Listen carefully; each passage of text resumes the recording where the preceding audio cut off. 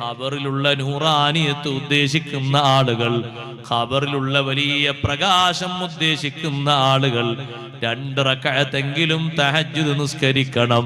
ഫലറക്അതാനി മിനസ്സലാത്തി ബിലൈലത്തിൻ കൻസും ബിദാരിൽ ഖുൽദി അദ്വമംബലാ.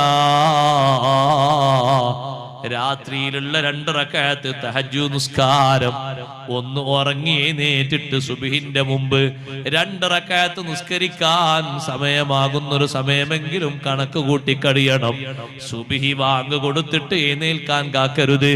അതിന്റെ മുമ്പ് ഒരല്പം മുമ്പെങ്കിലും എഴുന്നേറ്റ് ഒരു 2 റക്അത്ത് പതിവാക്കിയാൽ ഒറ്റക്ക് കിടക്കുന്ന ഒരു ജീവിതം നമുക്കൊക്കെ വരാനുണ്ട്.